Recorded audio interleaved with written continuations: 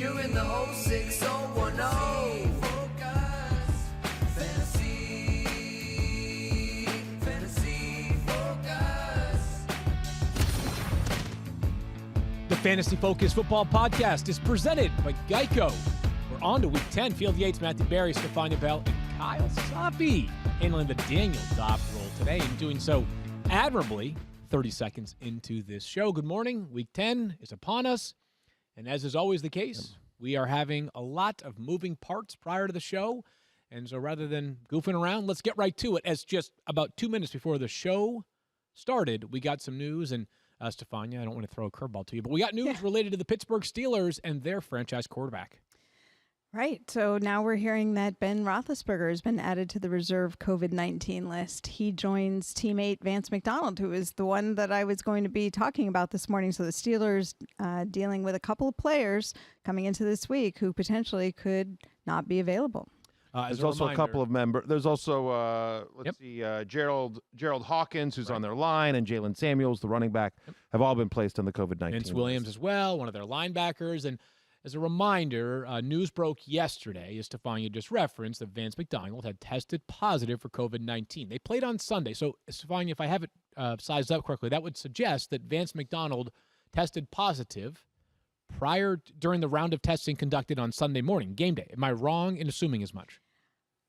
We're done. I don't know which of the. I would not assume yet. Okay. I would not assume those results, but they're the results that come in Monday morning, and the players are away from the facilities on Mondays as that's standard this season. But they do continue their testing even on days when they are not there. The Cowboys, who played the Steelers on Sunday, have now entered the intensive protocol for COVID-19, which. Right. Basically half the league's in right now. It feels that way, doesn't it? And I think, look, let's be honest. This is a reflection of what's happening in the country. You know, when the cases of COVID-19 are going up, and you know, the football's not in a bubble. They are trying to do the best they can in terms of making their facilities virus-free, and that's why you hear about when players test positive or staff test positive, they keep them away from the facility. But they are, by virtue of being at home and existing within their community, more exposed. So this is going to, I think, become more, we're just going to see more of this. They did well for the first few weeks, but as it rises in the country, it's going to rise in the NFL. Long 8 weeks ahead is what I would say. All right, so just a couple of nitty-gritty points here. So it's Tuesday morning, which means that Ben, I believe we can safely say, was deemed a high-risk close contact as late as Monday. Same thing happened last week with Matthew Stafford. Correct. Of course, remember. So Matthew Stafford had to wait 5 days and test negative throughout those 5 days. And then again on the sixth day, be negative coming in, and then he was available for Sunday's game. Correct. People, same thing here. Just if you're asking us what logic to follow, go back to what we said last week regarding Matthew Stafford. That's part of it. Ben Roethlisberger's also banged up with a couple of bothersome knees. They play the Bengals on Sunday. The Bengals also dealing with some active They've got 5 players COVID-19 cases, well. right? So you've got this is really interesting in that you've got a number of moving parts on both teams, and we haven't seen this in a while. Yep. And a very small detail, but the game is in Pittsburgh, so at least there's not the question of like, can he travel with the team? Like, because when they have to leave Friday, he may not have been cleared yet, but at least the game is in Pittsburgh. Obviously, it's a story we'll track all week long. There's 2 things that immediately jump out. First off, obviously, you would love to have him for Cincinnati. This is a great matchup. Like, you'd love to have Big Ben, period, but especially against the Bengals. The other thing is that, you know, we look at what Matthew Stafford did last week, and I'm not saying Roethlisberger is Stafford. Yeah. And it was a weird game because Dalvin Cook ran so much, and then Chase Daniel came in towards the end. But the fact is that I'm not sure it matters. Well, here's what I will say, but here's why I'm saying it. I think it might potentially, and you can argue with me if you don't think it does. But I'm going to say is that what's going to happen is that all the preparation for this game now is going to be done like via Zoom with Ben isolated from his teammates, right? He's not going to be out there throwing. He's not going to be in the weight room or anything like that. He's going to be like in a hotel room or I guess at his house on Zoom. And like That's not ideal. That's not the ideal way to prep for a game. Ben is a veteran enough quarterback. It's a good enough matchup, and he's been in this offense long enough that ultimately he'll probably be fine. But you add this and the lack of preparation to the fact that his knee got banged up on Sunday against the Cowboys, and maybe a lower expectations for Ben this Sunday if he plays, which is still at the moment a question. Yeah, I'd say maybe lower expectations a little bit. I am having a hard time right now. We've got sort of one very obvious case of a team being completely unbothered by all the time missed. The Titans had one walkthrough and trounced the Bills on Tuesday Night Football. So it's hard for me to sort of divorce my mind from, hey, you've got Titans who didn't need practice at all, and they looked spectacular. Yeah, but that's the Titans. That's the Steelers Titans. 8-0. Tighten up. Tighten up. Wow. Yeah, but Okay. the Steelers don't have a cool nickname, like, cool phrase Gotcha. like tighten up. All right, Sure, so- they're 8-0, but, how far does that get you? Matthew prefers nicknames to undefeated seasons. Listen, the Steelers defense is really strong. It'll be fine. Okay, anyways, we will continue to monitor this. Steelers winning this game, Ben could play poorly. Ben could have a poor fantasy day, and the Steelers could win this game. We agree there, right? Yeah, I mean, I think the Right, conversation okay. we'll have later is that if it's Mason Rudolph or Joshua Dobbs, what does it mean for the three pass catchers? But we'll get there a little bit later. Before we move on from the COVID topic, I Oh. do want to bring up the case of the 49ers because this is now something that we have not seen before, in that wide receiver Kendrick Bourne, Yeah. if you recall, tested positive, and then he and several close contacts were unavailable for the Thursday night game. Now, after the game, the next day, Kendrick Bourne had 2 consecutive negative tests. So by Friday, he was clear. And by Friday, that meant all the high-risk close contacts were also clear. So a day after the game was over, it turned out to be what they believed was a false positive. Well, lo and behold, yesterday, Kendrick Bourne placed back on the reserve COVID-19 list. So again, I tell you this because it's a reminder that nothing is formulaic with this, and things can change all the time. So the 49ers now potentially without Kendrick Bourne again. Okay, that's very interesting. We'll monitor that one throughout the week. The 49ers play the Saints on Sunday, so a huge matchup for both sides. The 49ers looking to cling to life in the playoff race, and the Saints looking to establish themselves as the number 1 seed in the conference. We have more updates here, Stephania, but not COVID-related. These are injury updated, and it's the story of the week in fantasy football is Christian McCaffrey. So do we know, based off what we heard yesterday, whether he has a chance to play on Sunday? We're hearing day to day. That is the latest. So that's better than what it could be. I mean, that's better than week to week, right? And Christian McCaffrey is certainly tough. He has never missed a game until this high ankle sprain earlier this year. They're calling it a shoulder injury. We don't have any more detail on anything more specific. But for your fantasy purposes, do not plan. You should have Mike Davis, first of all. Right. And if you can still possibly get him, you should never let him go, because this could be the way it goes the rest of the year. Available in 29% of leagues. He'll be a very, very popular waiver target tonight because we will not have clarity on Christian McCaffrey until at least Wednesday. Let's get to some good news, Stephania. We need some Hey. good news these days. I don't And- only deliver bad news. No, of course not. And we have some good news in Cleveland. Yeah, Nick Chubb designated for return. Yoo-hoo! So practice window is now open. There's 21-day window, but they are hopeful, and I that is a quote, hopeful that he can be available for Sunday's game. Okay, that would be awesome. I'd play him in fantasy football on Sunday if he does play. You're not the best in the business for nothing, Field. Thank you. Appreciate you saying that. So we'll get into that more as we examine the matchup for the Browns, who have a very, very favorable matchup on Sunday against the Texans. You could basically run any time you want against that Houston Texans defense, as we have seen throughout the first half of the season. And then one more, Stephania, same division, same state, Joe Mixon. And because the Bengals have been on a bye, it's been kind of a quiet week of updates from them. Do we have any sense about where he's at with his recovery? We never got very much of a sense of what his injury specifically was, just that it was a foot issue, and they've been very, very quiet. So there was some speculation that potentially after the bye we might hear about Joe Mixon returning, but I think we're going to have to wait to practice and see if he's able to do what he needs to do to be available. I think this is a strange one, right? Because they have been very quiet about it. They've acted like he could always be around the corner, and it's been a weekly update, and we haven't seen him yet. Interesting. All right. Well, we'll see whether we get him on Sunday. Maybe Wednesday will be a much more telling indicator. 2 games missed, and I think a lot of people, when they see a player miss 2 games, because of the way the IR rules work this year, say, oh, well, he's definitely going to be back after 2 games missed, because if he was going to miss 3 games, why not just put him on IR in the first place? The problem is, as Stephania has told us 6,000 times, you don't know exactly how much time a player is going to miss, even off of your initial diagnosis. So they may have thought, hey, this could be a 1 to 2 week thing, could be a 3 to 5 week thing. Who knows? And as a result of that, for now, the Bengals at least seem to have a chance on Sunday to have Joe Mixon. One more, Stephania. Gardner Minshew missed last week's game because of a thumb injury, although some believe maybe it was even performance-driven as well. But from a purely health standpoint, where's he at? Yeah, I don't think so. It was entirely performance-driven. I mean, this guy had fractures in his thumb that they didn't know about. Although Doug Marrone did say something interesting, that there's no guarantee that he would be the starter when he was able to return. So his status is still very much up in the air. Okay. Well, it seemed like last week the team did have a pretty effective passing day with Jake Luton.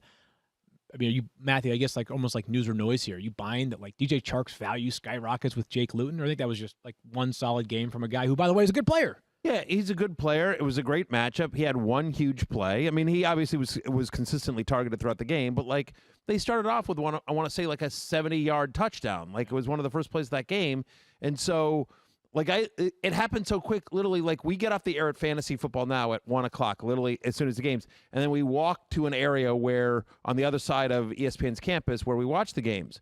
By the time I got to the place where we watched the games, it was 3 minutes. Jake Luton had already hit DJ Chark for a 70-yard touchdown. Yeah, that's pretty impressive. I didn't even say it right. So, I mean, and that's a 13-point play. So, no, I'm not necessarily buying that this is a boon to DJ Chark's value, but, right, it's a good player in a good matchup, right? I mean, so, who do they play this week? They have a good matchup this week. At Green Bay.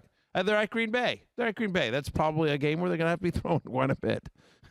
Aaron Rodgers against the Jags. I would think so as well. Down. Yeah. I feel like Green Bay probably moves the ball successfully against the Jaguars. In which case, anyway. So I guess I don't know that you're necessarily feeling even more bullish about DJ Chark, but again, had a good game. Should have another good game. He's a talented player, and they're going to be throwing a lot. It feels like the biggest fantasy fallout here is that we probably, with Gardner Minshew being healthy and as the starter, would feel like he has a chance to be on the fantasy radar in a given week because he's shown it over a year and a half. With Jake Luton, I don't know that we're quite there as of yet. Worth noting, DJ Chark had a 31% target share with Jake Luton under center, which is obviously a huge number. Let's get to Monday Night Football, a game that actually was very competitive and had one of the more dramatic finishes so far this year in the NFL on Monday Night Football. Adam Gase should be in the consideration for Coach of the Year. Am I crazy on this? You are not. No. I mean, listen. You have a plan, right? Right. If you have a plan, right? The goal of a coach is to help your team win. Now, usually it's for this year. Right. But if your internal stated goal is we want to tank for Trevor, and not be obvious about it, Adam Gase is your guy. Adam Gase. He snatched defeat from the jaws of victory last night. That's right. Unbelievable. Yes, the Jets are now 0-9. They definitely have the inside track to the number 1 pick, which, of course, we believe will be Trevor Lawrence. But we'll save the Mel Kiper and Todd McShay conversations for a little bit further down the line.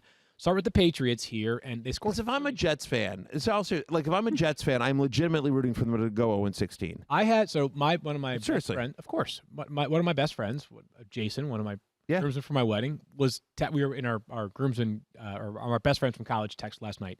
He was seething. He was so mad that they were winning last night. Oh, he was fired up. He was like, "What are we doing?" That's right. He's like, "Yeah." Jason's absolutely right. Let's win a couple meaningless games and end up with a nice outside linebacker as opposed to Trevor Lawrence. Right? Yeah. You know what? Pick 6. Yeah. Right. You don't want that? Yeah. You know what? A year from now, you're 0-16 with Trevor Lawrence, or you're 3-13 with Wright. Whoever the best middle linebacker is. Micah Parsons. Right. Nice player out of Penn State, but still. Right, which what are you doing? A better chance to shape your future for the next 15 years? Exactly. All right. That's exactly right. Patriots put up 30 points last night, and I was asking this question to Matt, our producer, and Kyle before the show began. We need a word for what Cam Newton is doing semi-frequently right now in fantasy, because it's not borderling. Borderling was when you were down by 30 points in the second half and you're chucking up for 250 passing yards. I'll tell you exactly what he's doing. You want that word? Yeah, what is it? He's Tebowing.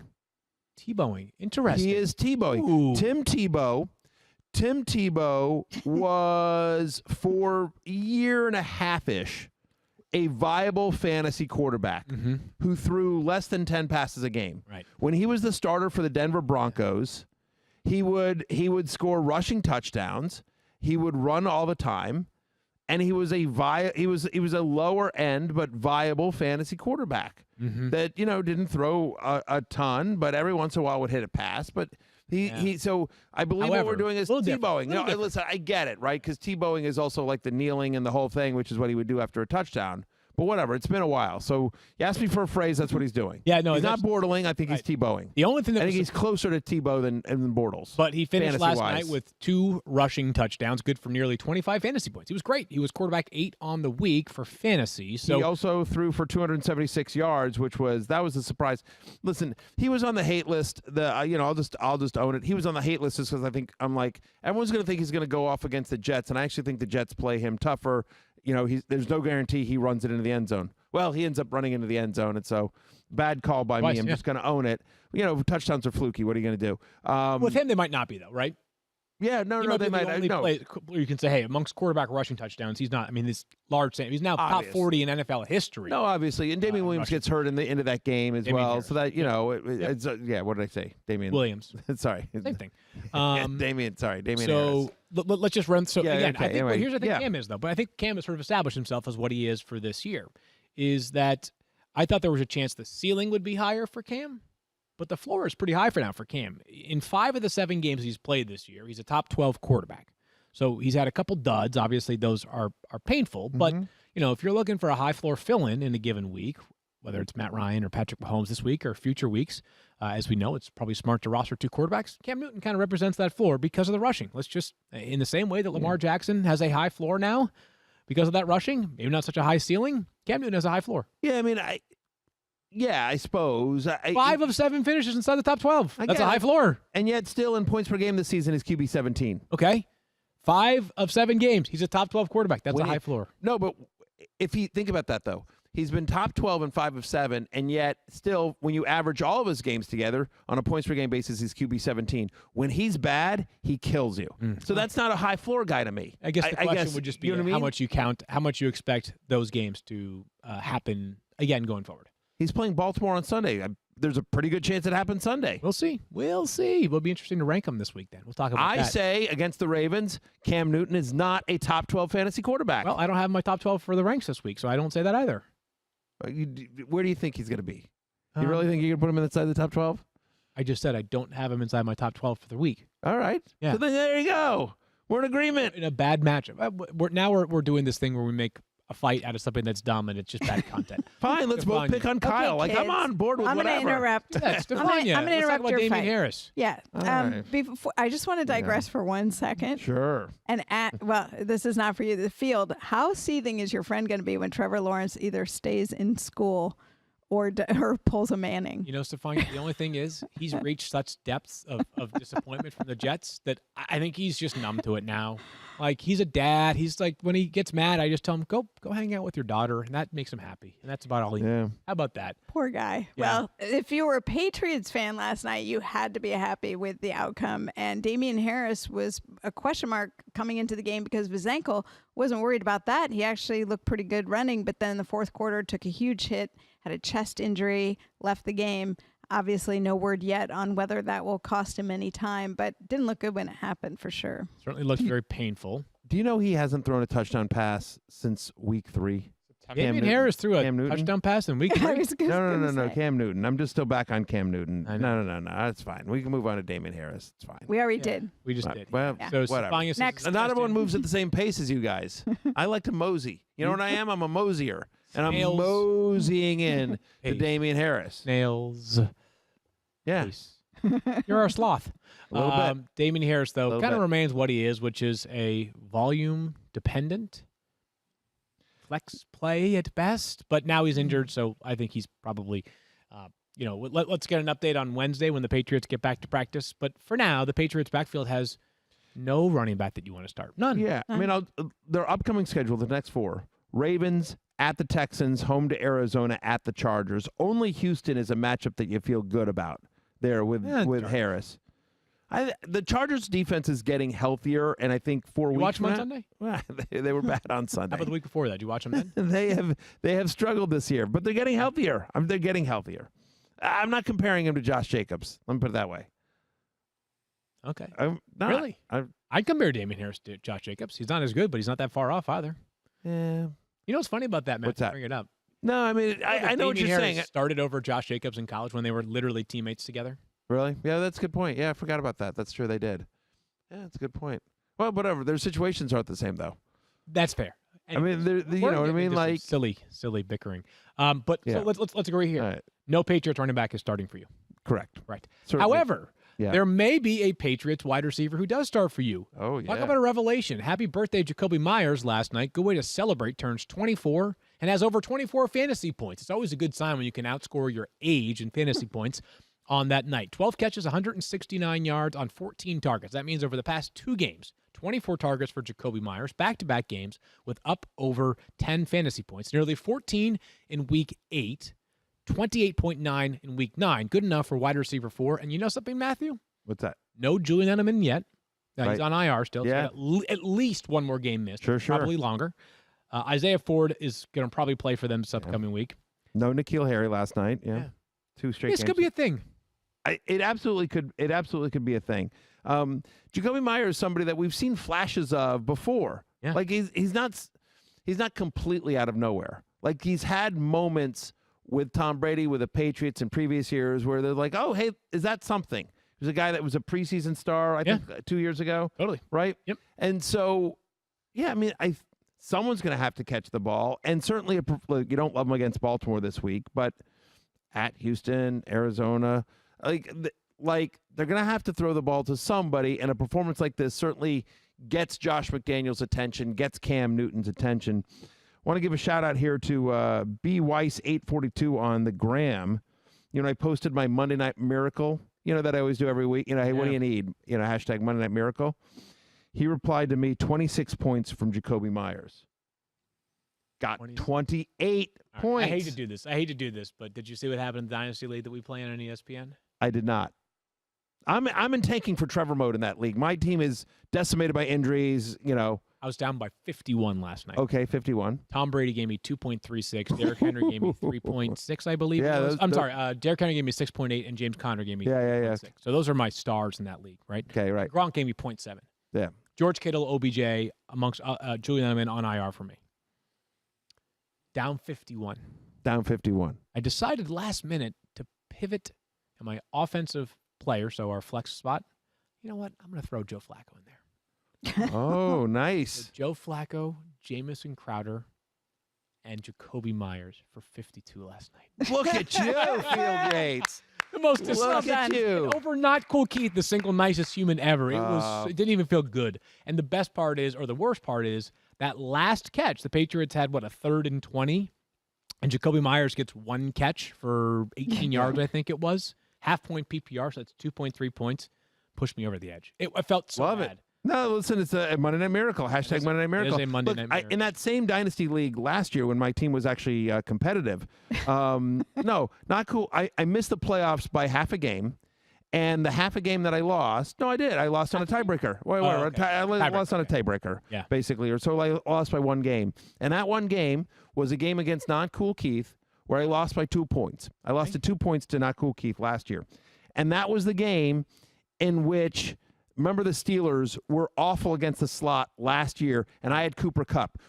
At the time in which Cooper Kupp was like the number 1 wide receiver in fantasy, and that was the one game where Cooper Kupp got 0 points. Cooper Kupp catches 1 pass for 10 yards. I'm in the playoffs in that Dynasty League, and I probably win it last year. But didn't happen. So you know what? Double-edged sword in fantasy football for Not Cool Keith. He won 1 last year. He probably shouldn't have. He lost 1 last night to you. He probably shouldn't have. It happens. But hold on. The point last is thing. my tank for Trevor is going swimmingly. Well, and also the point is that Jakobi Meyers, like a legit, he is and we'll talk about waiver wire as later, but I'll tell you this. he will be discussed. On the Jets, just a little bit of news to just get in. Quick name game. Jakobi Meyers or Devontae Adams rest of the season? PPR or no? PPR scoring. Have the Packers had their bye yet or no? They did. They did. I'll take Myers, but it's close. It is close. Understood. Yeah. All right. On the Jets, just a couple things. Lemons is Lemonade is brought to you by Truly Hard Seltzer, and this week's player is Jamison Crowder. Maybe the Jets are the Lemons and Crowder's a Lemonade. Crowder, 2 catches on 2 targets for 26 yards and a touchdown, 10.6 fantasy points. He's got over 10.5 fantasy points in every game he has played this season. Just 2 targets. Didn't feel like he was prominently involved because he was not prominently involved. But if there's a Jet that you can count on weekly in fantasy, it's clearly Jamison Crowder. He's sort of I would say, a top 18 to 25 wide receiver rest of the season. Double-digit fantasy points in every game he's played so far this year. Doesn't matter who the quarterback is. You just talk about floor players, and that's Jamison Crowder. Obviously, it was a big Rashad Perryman game, and yet still in a game in which he wasn't targeted very much, Rashad Perryman gets you double-digit fantasy points. Right, but as you posted on Twitter, his game log this year is like, you'd probably have to see it a couple more times from Rashad Perryman before you trust it. But if you're looking for a guy to stash on your bench, have at it with Rashad Perryman. Look, they're going into a bye. Perriman's been injured so far this year, so it's been inconsistent, obviously, for him, and he's coming into a new team and a new situation. Just from a general standpoint, I think Rashad Perryman is talented. Yeah, he is. I think last year, remember? Yeah, he was awesome towards the end of last year. People forget this is somebody that was a number 1 pick, a first-round pick in the NFL draft by the Ravens a number of years ago.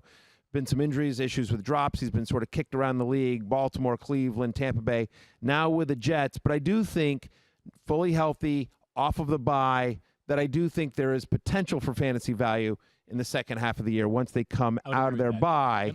Yep. So anyway, Perriman it was an interesting game last night. Like, you were like, okay, that was the guy that we saw last year. Don't forget, Jamison Crowder was really questionable coming into this game, and the groin injury was worse than everyone thought.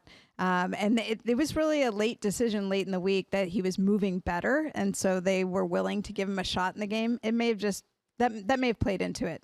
Okay, fair enough. We'll see whether Jamison Crowder, out of the bye, you would hope and you would think, will be full go for the Jets as they continue to tank for Trevor. And we keep saying we want LaMichael Pirine to happen. It's not going to happen. It's not going to happen. As long as Frank Gore is there, and let's be clear, Frank Gore will always be there. # Frank Gore forever. Like, it's just not anything that you can count on. If there are fantasy viable starters, it's Crowder and maybe Perriman if we see it a little bit more consistently. Agreed on that. From the moment they're born, you do everything to keep your kids safe. But who's looking out for you as you look out for them? The Volvo XC90 SUV with advanced safety technology helps look after you. From the standard blind spot information system that watches your sides and can steer you away from merging traffic to standard cross-traffic alert with auto brake that watches your back and can automatically apply the brakes for people and oncoming traffic as you reverse. It's nice to know that someone is looking out for you, the XC90, for everyone's safety. Visit volvocars.com/US for more. Shell knows that between every tee up, layup, and batter up that you can't wait to catch up with your favorite podcast. So come to Shell and get 3 things done at once. First, fill up with Shell V-Power Nitro Plus to help keep your engine running like new. Then save up with the Fuel Rewards program and never pay full price for gas again. And finally, snack up with in-store rewards to save even more at the pump. Oh, time to wrap it up. Make the most of the stop you need to make with Shell in engines that continuously use Shell V-Power Nitro Plus Premium Gasoline. See full terms and conditions at fuelrewards.com. Stephania is just really... Oh. Dang it. I was on a 1-game winning streak there. Stephania is just so good at reading live reads. Maybe she does all of them going forward. We're going to get to the waiver wire now, but I want to start by saying this, and I think I mentioned this yesterday, maybe just in a conversation off mic. Been writing the waiver column for 6 years now at ESPN. Yeah. One of the weaker weeks on the waiver wire that I have seen in quite some time. But you are still obligated to listen to the rest of this podcast, or at least download and give us a 5-star review on iTunes. That's all we care about. That's right. Let's get into the rest. If you want to listen, you listen. Knock yourself out. But honestly, we want the click. We want the 5-star review. That's all. That's right. The column's up on ESPN.com now, and you're a company man. Anything? Anything? We tried. Bueller? No such luck. It's okay. It's okay. Can't win them all. Boo. No secret squirrel. He's still doing a good job. Anyways, let's get into, thank God for Jakobi Meyers. Let's get into the waiver wire, and we begin with Duke Johnson. Matthew, I'm going to let you play host after I tell you about Duke Johnson, but he had 20 touches last week, filling in for David Johnson, who left the game early. Duke Johnson's a very, very proficient pass catcher. That much is always going to be there. The only concern that you have to have here is even if David Johnson is out, whether the Texans will commit to Duke Johnson as a full-time workhorse, because no one's been willing to do that, right? And we've always seen Duke Johnson perform well in a change-of-pace role. I'm not sure any team, Texans included, are committed to giving him, let's say, 20-ish touches in a game that they don't have to, right? They had to last week because they had nobody else available. Stephania, we have 0 cents, I'm sure, about whether David Johnson has a chance to play on Sunday. Right. All we know is in the protocol until they start practice. In the protocol. So I still think Duke Johnson should be added in all leagues. I think he's got the chance to be like a top 25 running back play this week in a matchup against the Browns that I don't think particularly scares you. I would agree with all of that. Any sense of, I don't know. Off the top of my head, I don't know who's on the Texans practice squad. Who else would be? I believe they recently, they brought back C.J. Procise. That's right. Who right. is, C.J. with Procise, the team. former Seattle Seahawk, yep. Correct. And they have one more running back that is slipping my mind right now. Maybe J.J. Watt giving a few snaps there. Let's go to your beloved football team, Matthew. Washington look, football team. So here's the thing. J.D. McKissick, all of a sudden, especially with Alex Smith under center, becomes interesting, especially in a weak week. Yeah, and I think you kind of need to know your needs at this point of the season. If you're looking for a player that's got a chance for, let's say, 18 or 20 points, I don't think that J.D. McKissick is your best bet.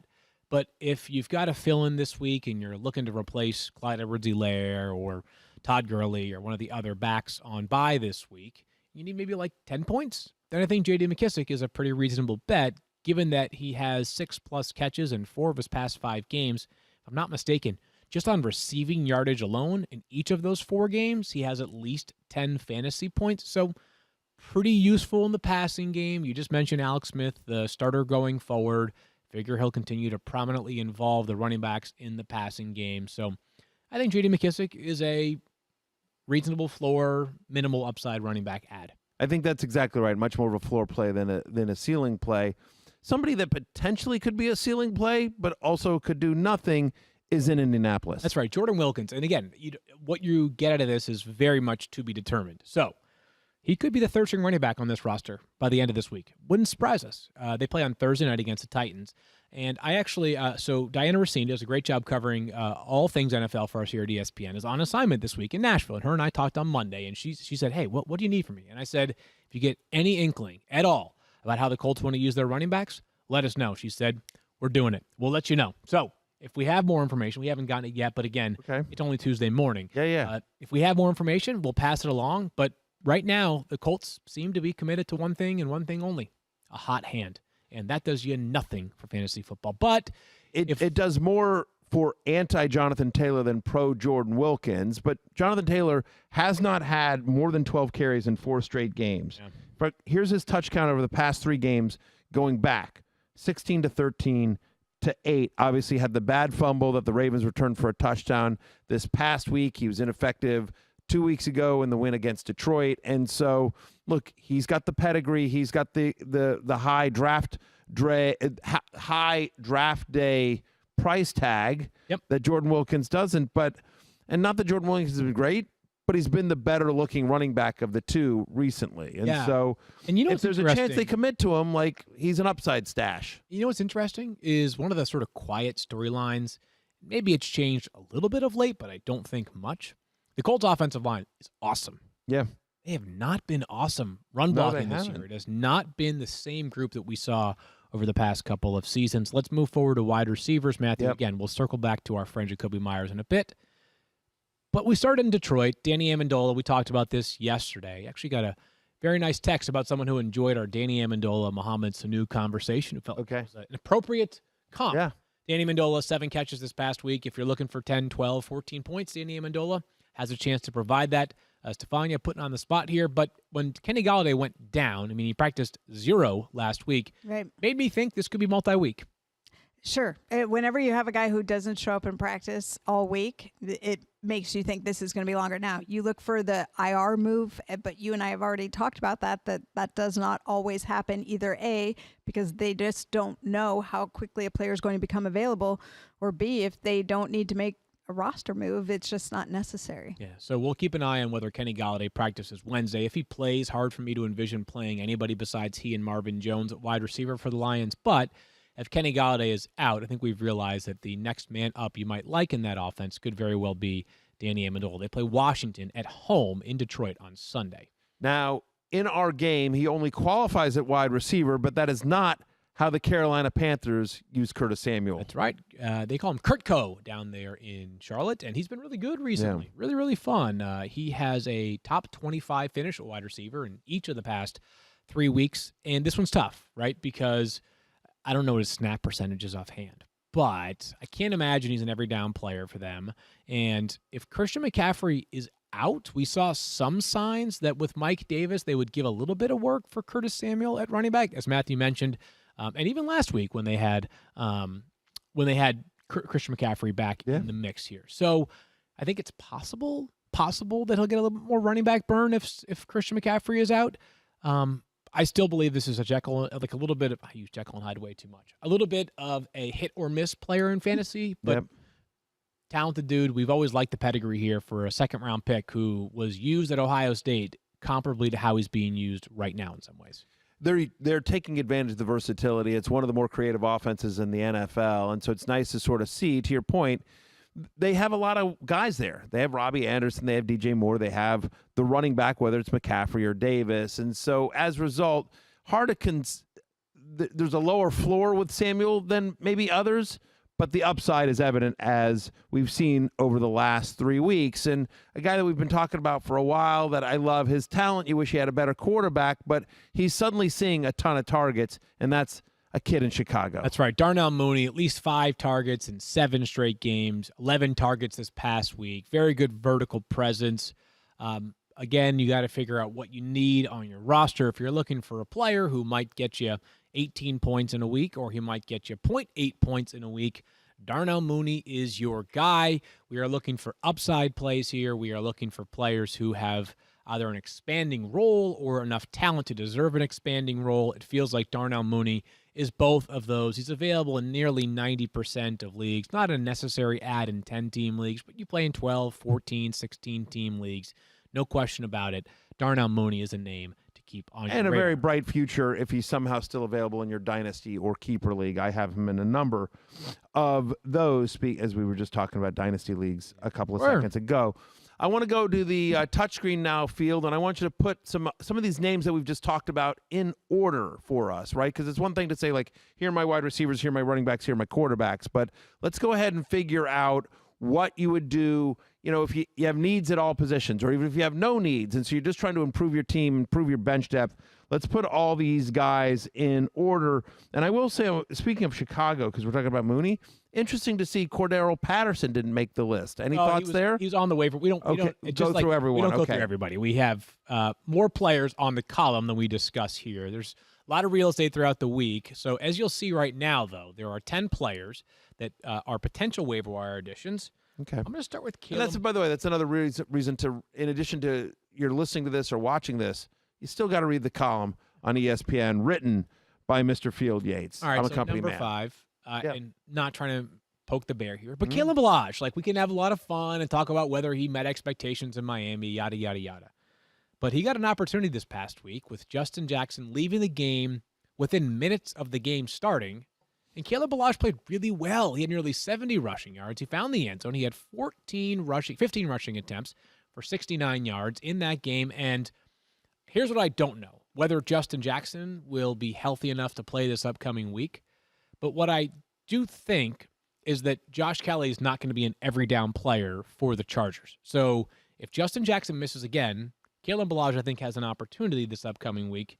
Number 5 on my list. It will be this one's a really interesting one to me because prior to going into the concussion protocol himself, Troy Maine Pope was called up the practice squad last week, played really well for him. Yeah. He gets placed in the concussion protocol. They call up Kalen Ballage from the practice squad. He has a nice game. So it is really interesting. I think what you and I both agree on here is there's an opportunity in that Chargers backfield with Joshua Kelly underperforming and Justin Jackson banged up. And so at the moment, it might be Ballage, but keep an eye on Troy Maine Pope as well. Kalen Ballage, another former Adam Gase player finding success elsewhere in the NFL. Who's number 4, Field? You don't say. It's Jordan Wilkins, and we just talked about him. And again, I just think that speaking in a vacuum, running back waiver wire additions probably more valuable than wide receiver waiver wire additions because there are so many wide receivers that you have a better chance of trusting. This could be a player that you add, and you end up not being able to use him at all. But in the event that he takes this job over in Indianapolis, which maybe there's only like a 10% chance of that happening, he's going to be a kind of guy that you could lock into your lineups every single week. Number 3 for me, Jakobi Meyers. Again, I think this could be a real thing after the past 2 weeks. Yes, the Patriots have semi-reinforcements on the way in Isaiah Ford and maybe N'Keal Harry, who's missed 2 games now, has not practiced at all after a massive hit that resulted in a concussion. But if you're the Patriots right now and you struggled all year to find wide receivers that you could count on, if you find one that you can count on, you would think you'd keep going back to the well. He's number 3 for me on my list. Number 2 is J.D. McKissick. Again, high-ish floor, not very high ceiling, but back to the value of running backs and fantasy football. And Antonio Gibson, really exciting long-term prospects for him in Washington, D.C. His value has cratered a little bit right now, though, in season-long fantasy redraft leagues. So I think that maybe J.D. McKissick's going to stick around for at least the remainder of 2020. He's a solid fill-in for those that have players in a bye this week. And then number 1, maybe David Johnson plays this week, but if he doesn't, I think it's pretty clear that Duke Johnson should be a very busy man for the Texans on Sunday. He's a guy that, as we mentioned, had 20 touches this past week. You've seen Duke Johnson have fantasy-relevant seasons before. I believe 1 year in Cleveland, he actually finished as a top 10 running back during that best year of his career. Duke Johnson, a player that we like. It's all about opportunity, and it would stand to reason that for at least a week, he has some opportunity. No question. Anybody that I didn't put on there that you're like, I definitely want him in my top 5? Let me look at your list here. No, I think that is the right list. Obviously, as things come out, we shall see. I'm intrigued by Darnell Mooney, right? And like I said, like if you were deeper leagues, like I'm not convinced on Kalen Ballage. I mean, listen, I've always no idea though, right? Like, no, I'm just saying, if we got word that Justin Jackson was not out this week, and so was Troy Maine Pope, and it was just him and Joshua Kelly. Oh, then yeah, you're all in on Kalen Ballage. It's a Ballage barrage. Like right. it's we're moving into the Ballage Mahal. Like 1,000%. I've always been fascinated by we've made a lot of jokes about Kalen Ballage and how I liked him last year, but he is somebody that caught over 60 passes at Arizona State. He is 6'4". He is built like a brick wall and fast as hell. Like there are a lot of pieces there that should make potentially a really good running back. There are questions about his ability to his decision making, right? And can he hit the hole in the right way? But again, he would not be the first and not the last to be a player that struggled under Adam Gase, only to find success elsewhere in the NFL. Early returns with the Chargers are positive for Kalen Ballage. We're going to empty the bucket in a moment from Sunday's action, but after a long summer, the wait is officially over. College football is back, and so is an all-new season of your favorite Dr. Pepper-obsessed college football town. That's right. We're talking about Fansville, so brace yourself for all the on-field drama and off-the-field Dr. Pepper flavor your eyes and taste buds can handle. Because even though you can't be at the stadium, you can still dress, cheer, and drink Dr. Pepper like a true fan. Head to a store near you to treat your inner college football fan to an ice-cold 20-ounce Dr. Pepper today. Do you own or rent your home? Yep. Sure you do. I know you do, Field Yates. And I bet it can be hard work. But you know what's easy? Bundling policies with Geico. Geico makes it easy to bundle your homeowners or renters insurance along with your auto policy. It's a good thing, too, because you already have so much to do around the house. Go to geico.com, get a quote, see how much you could save. It's Geico easy. Visit geico.com today. That's geico.com. Well done, buddy. By the way, the one thing I might have, you came close to waiting. It's all right. It's okay. I'm here for positive I got a couple. I reinforcement. know where you're going. Can I guess where you're going? Where do you think I'm going? I don't think I'm going. Quarterback streamers. No. I wasn't going to go there, but that's a good place to go. I was merely going to say, I just want to sort of reiterate this. Mike Davis is out there in almost 30% of ESPN leagues. He does not enough leagues to make your waiver wire column where the threshold is 50%, but enough leagues where you're like, just check to make sure. Sure. He hasn't been dropped in your league, because he would be, if for some reason he's available in your league, he's the no-brainer number one here, with a chance that McCaffrey might miss on Sunday. Right, and it could be multiple weeks for McCaffrey. We just don't know. We don't know if it'll be any weeks, but let's certainly keep an eye on that one. It is the story of fantasy football for this week. Time to empty the bucket from Sunday. Just a few follow-up thoughts that might matter for upcoming weeks or might not. And also, can I say one quick thing before we move on? Sorry. I'm also going to say to that Mike Davis point, one other thing I want to say is that as you go into your waiver wire, some people last week were like, oh, McCaffrey's coming back, I'm going to drop this guy. Until we know they're definitely back, if you can, my point is like, if you carry Giovanni Bernard, like I would hang on to him until we know the status of Joe Mixon. If you carried Boston Scott, hang on to him until we know the status of Miles Sanders. We expect him back, but you never know, right? Never know. Like just absolutely never. So guys that are coming off the bye as well, just hang on until we know for sure what's going to happen with them. If you started Jordan Howard last week, you got exactly what you deserve, because Jordan Howard had a Jordan Howard week for the Dolphins. He had 19 rushing touchdowns. He had 19 rushing yards and a touchdown, 7.9 fantasy points, 0 value in the passing game. Yep. And there's a chance now that they'll have Matt Breida back on the field at some point. Stephania, any instinct if this week is possible? No, he's another one who didn't see the field at all. Hamstring injury last week, did not practice, and there is 0 update on him yet. And I think that when we all thought that when they traded for DeAndre Washington, it was to reinforce Myles Gaskin being out for at least 3 games. Maybe it was because Myles Gaskin's going to miss at least 3 games, plus Matt Breida and his hamstring issue as well. So DeAndre Washington in the mix as soon as this week. Patrick Laird handled some passing down duty last week. So this is a committee potentially in Miami. I think you can safely avoid Jordan Howard in week 10, even if he does get the start, so to speak, for Miami. Melvin Gordon, man, what a weird year. I have this instinct to not want to question NFL teams the minute they make moves, because in a lot of cases, there's a lot more information that we don't know that they do know. And maybe that's because I have worked on that side and saw how some things didn't meet the eye, and was frustrated when the media would portray things in a way that I felt was not totally comprehensive, which I'm not blaming them. It's just that, hey, if you know a couple of things about behavior, character, cap savings, whatever, it might make why is a team look, and it happens. Honestly, like it happens in organizations all the time. I can't tell you the number of times where something has happened here at ESPN, and I know that whether I agree with it or not, I understand the reasoning behind that move, and I have seen the media report as to what their thoughts on why that move is, and you're like, that's like half of it, or like that's not all this. That's not the full story, and so I agree with you. It takes any more than a little bit of instinct to think that like DeAndre Hopkins was not traded just off football motivation. I think obviously that part is obvious. So I say all that to note that when the Broncos signed Melvin Gordon, I thought to myself, really? $8 million a year from Melvin Gordon when you already have a pretty good running back on your roster and Phillip Lindsay and a 3rd-round pick the year before and Royce Freeman? Hasn't been great for Melvin Gordon this year. He's been okay for fantasy because there are very few running backs that are good in fantasy right now, but 3.7 fantasy points this past week, Matthew, 44 touches, 44 snaps to 26 for Phillip Lindsay.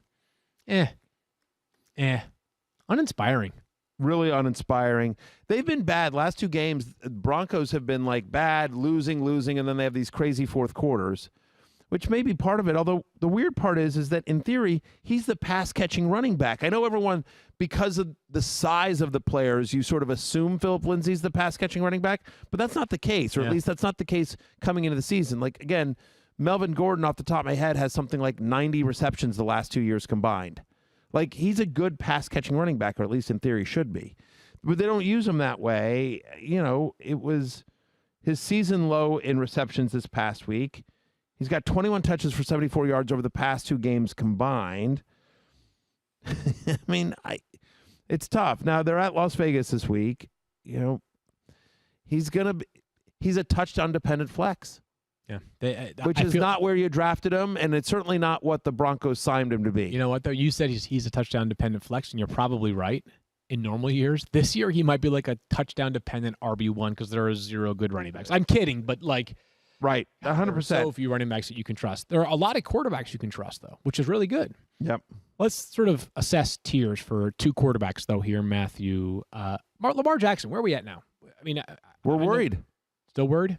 I am. 18.6 fantasy points this past week, 170 passing yards, 58 rushing yards, and a touchdown. Upcoming schedule is the Patriots, Titans, Steelers, Cowboys. But with me, I don't know that it's ever really a matchup thing for Lamar Jackson. It's definitely not a matchup thing. But Lamar Jackson, we're now through 9 weeks this season. I haven't looked at the totals yet. Thirsty Kyle, Lamar Jackson is QB what on the season now through 9 weeks? I'm on it. All right. So. But we talked about this yesterday. When you drafted Lamar Jackson, there's a chance you had to draft him in the first round, and he didn't make it out of the second round in most leagues, certainly not on ESPN. Mm-hmm. And you and I both said, wait on quarterback. We both like Lamar Jackson, but neither of us would draft him in the second round. We both said that. We would not do that because to draft a quarterback in the second round, given the depth of the position, and an ESPN Standard League where you only play one in a 10-team league, Lamar Jackson not only needs to finish as the number 1 quarterback in fantasy, he needs to finish it by a wide margin, which is what he did last year. He was not only the number 1 quarterback in fantasy, he was like 40 points better than the next best guy. Right. He had legitimately a record-setting year.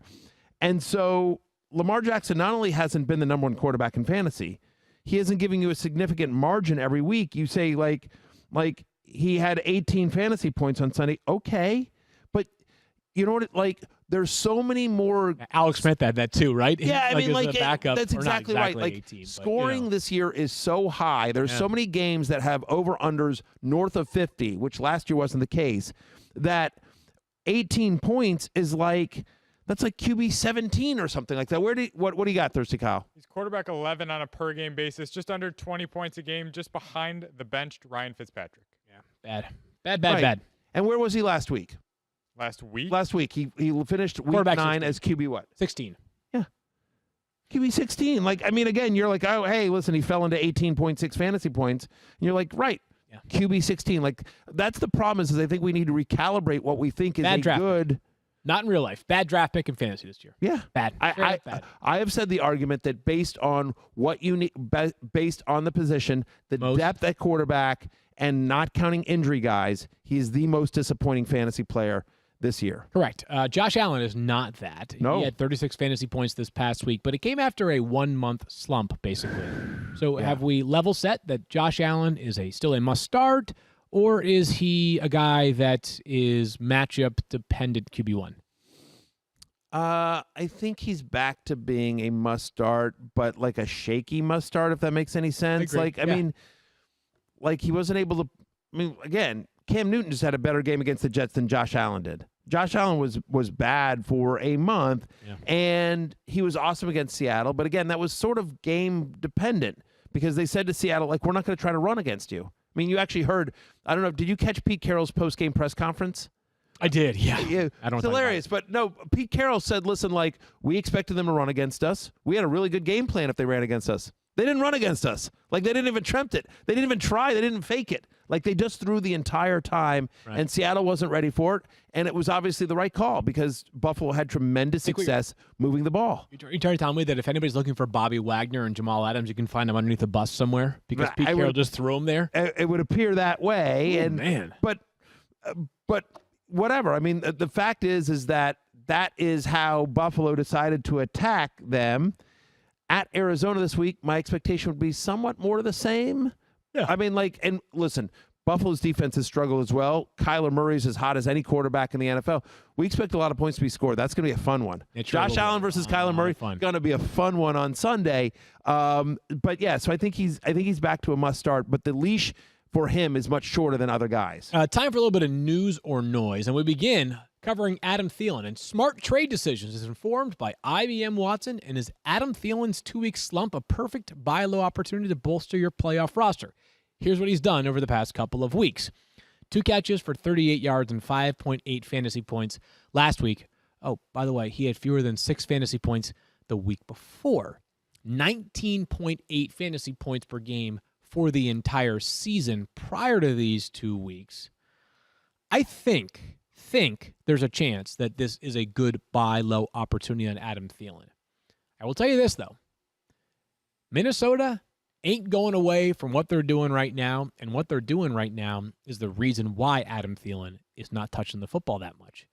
It's Dalvin Cook's offense, and if you look at their upcoming schedule, I think there's a chance the Vikings will be sitting at 7-5 in the next 4 weeks. At Chicago, a game I believe they can win. Home to Dallas, Carolina, and Jacksonville. None of those teams will be favored going into the game against Minnesota. Not at Chicago? You don't think this week? Are they not favored? The 3 teams that they will be hosting. Oh, got it. Okay. Honestly, I wouldn't be surprised if they're favored against the Bears, too. 2.5 point favorite. Yeah. They're 2.5 favorites against the Bears on the road at Chicago? At Interesting. Chicago. Wow. So okay. my point is that the formula is there, and I don't know that the formula can't keep up for the next 4 weeks. So Adam Thielen is still going to be a roster lock for me every single week, but more like a roster lock is like wide receiver 17 as opposed to wide receiver 5.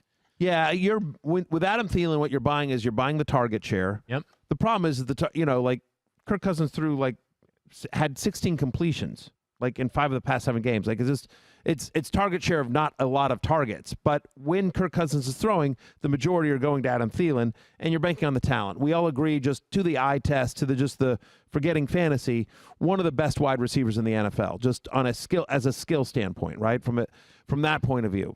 Yeah. But you're right. It is a run-first offense, and his floor is lower than most in terms of elite wide receivers. As we've noticed, he's now had consecutive games under 6 fantasy points. He has 4 different games this year with under 40 receiving yards. He's been sort of kept afloat by the touchdowns. I think he has 7 touchdowns on the year off the top of my head. And so that's helped. Yes, but I think you have to keep rolling him out there. But I think lower wide receiver 2 than the top 5 guys the top 5 guy he was at the start of the year.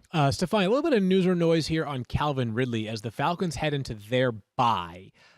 Any comment whatsoever that you've seen from Raheem Morris, their interim head coach, about Calvin Ridley's foot progress? Not since the game, Okay. but before the game. Remember, he was saying that he was doing really well in rehab. In fact, they wanted to test him on Friday and see how he looked before they played him in the game. I think the fact that the facility was closed because of COVID restrictions, they never got the chance to see him work out. They weren't comfortable taking a shot on game day. And you have to think that they could factor in, like, it's got to help him to have one more week of rest with a bye. Like, why push it, especially with midfoot injury? We talk about this ad nauseum, I'm sure, how nuanced these injuries can be. So I would think he has a good shot to play when they come out of the bye. By the way, the Falcons are playing better of late, but they're still so far out of this thing. And Calvin Ridley, who's playing for an interim coach, no GM, like, what's the motivation to rush that guy back into the lineup? He is a huge part of your future, one of the best young wide receivers in the entire game. If I'm Atlanta, I'm going to be smart. Olamide Zaccheaus had a nice game, 4 catches for 103 yards and a touchdown. If you played him in daily fantasy, good job by you. But if Stephania says there's at least a chance of playing Week 11, hard to envision adding Zaccheaus right now on the waiver wire. Any disagreement there, Matthew? No disagreement there at all. Okay. I mean, we've seen it before. Like, he had one big game and then sort of Right, disappeared. Like, games. Like, for the Falcons, it's kind of like the Packers wide receivers. Like, you got a few guys that could contribute next to Devontae Adams, but they also could go for donuts. Yeah. The one thing I'll say about the Falcons pass catchers is that, are we underrating Hayden Hurst? A little bit, like, yeah. Because, like, not that Hayden Hurst has been amazing, but you know what he is? He's been consistently decent and in a position that has been a wasteland outside of Travis Kelce. Yeah. I mean, right? I mean, because obviously Kittle got hurt. Mark Andrews has been very inconsistent and brutal. Zach Ertz was brutal and now is hurt. Like you go to Darren Waller, the baller, he's been good, but like it's a short list. You know, as the late great Bum Phillips used to say. Not saying Travis Kelce's in a class he's not in a class by himself, but it doesn't take long to call the roll. He might be in a class. He I actually mean, is. yeah. I mean, I have exactly. more on that at some point later on. Anyway, he is in a class by himself. Yeah. That much I believe. Yeah. But All right, Hayden Kyle, Hurst, I'm just saying, I think is an underrated fantasy tight end this year. Kyle, let's bring it on home with some trivia today. We'll give you Hayden Hurst, top 10 tight end in 4 straight weeks, so I would agree that he's underrated. Geico trivia today. Who leads the league in yards per pass attempt? Very simple question. Okay, is there a qualifier, like how many he has had? Just Okay. has to play the quarterback position. It's nobody that's played like 3 games. This guy's been playing a lot. Who leads the league in yards per pass attempt this season? Stephania or Matthew, you want to start? Josh Allen. Yeah, I mean, like, here's what's weird. I'm trying to outthink myself because you think about like Russell Wilson, Josh Allen, Patrick Mahomes, some of the guys that like just have cannons for arms. But then he always gets tricky. So could it be somebody like Derek Carr that you don't expect, or Joe Flacco, who Are you trying to guess every single one so that you gauge Kyle's reaction? I'm going to say Derek. I'm going to say Derek. I'm going to say throw it out it's there. Gonna be a weird Come on, one. give an answer. I think it's one of the guys I just mentioned. I'm going to say Derek Carr. Stephania, you are. I went with Josh Allen. I threw Hey, it out Josh there. Allen. I know him wrong. I went obvious. Matt Ryan. He's had success with that doing in the past. Yeah. I don't Josh know. Allen is 6th. Oh, Derek Carr 15th. Matt Ryan 12th. Nobody Matthew named was the right answer. Kirk Cousins, Oh my God. 8.88 come on. yards per Love that. pass You don't like attempt. that. You love that. No. You love that. I I don't thought love Joe that. Flacco was over 9. Joe Flacco's played like 2 games. He didn't hit the. I can look at Flacco. He But- wasn't. No, he's not he doesn't. qualified. Joe Flacco's yards per pass attempt, I'm almost positive, is over 9. Matthew, you came in last. Maybe last night. Maybe. I'm Matthew, just you saying. came in last. Oh man. Kirk you know that? Cousins. Hey, 15th. we are back tomorrow with Listen, some rankings. in a country that is so divided, and everyone arguing, I have to tell you, one thing I think we can all come together as a nation is that we all hate Kyle's trivia questions. not even close. We're back tomorrow for Unbelievably. more I love trivia. So and annoying. More trivia only. Unbelievably for Matthew, annoying. Stephania, and Kyle on field. Talk to you Wednesday. New episode of the Fantasy Show on ESPN Plus. No trivia from Kyle on it. Check it out. Peace out.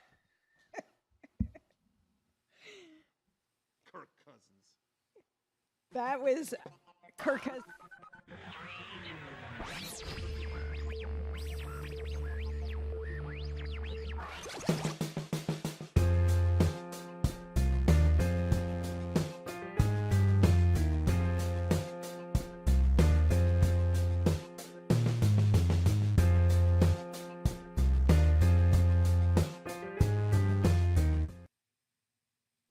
You get enough COVIDs. All right. Thank you. We'll see you then.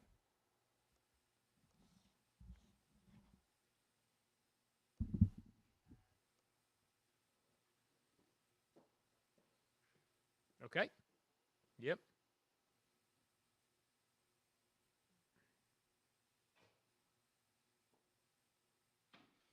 Yep.